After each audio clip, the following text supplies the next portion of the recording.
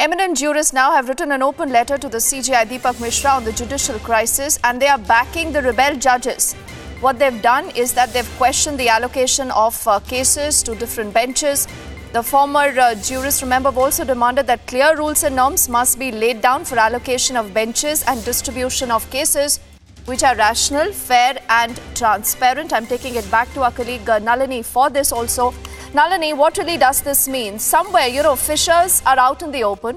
There is, a lot more rapprochement perhaps that needs to be done, because there is still a fraction, of these eminent jurists, Nalini, who believe that somewhere deciding the benches for particular cases has been a bone of contention.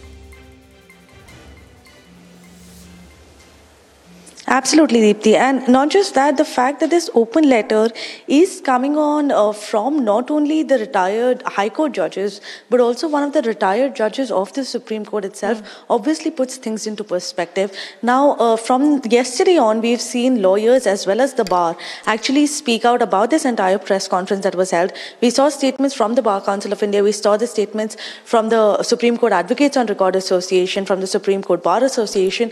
And now we also have retired judges from the Supreme Court as well as the High Court actually coming out and stating that these issues actually need to be resolved.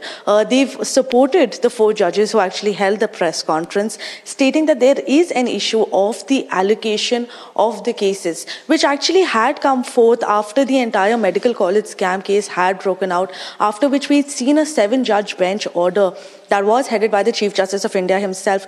And in that order, it was clearly stated that the Chief Justice of India is the master of the roster. He's the only one who gets to decide which bench hears what matter.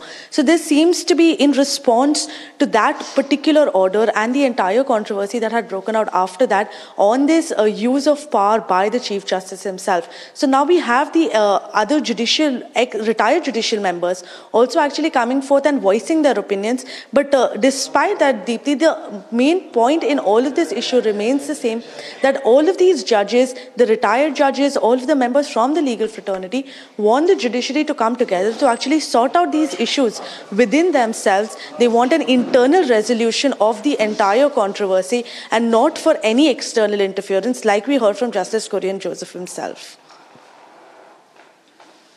All right, so these are 4 eminent jurists, Nalini, who are looking for new norms. So clearly, status quo has got to be unsustainable.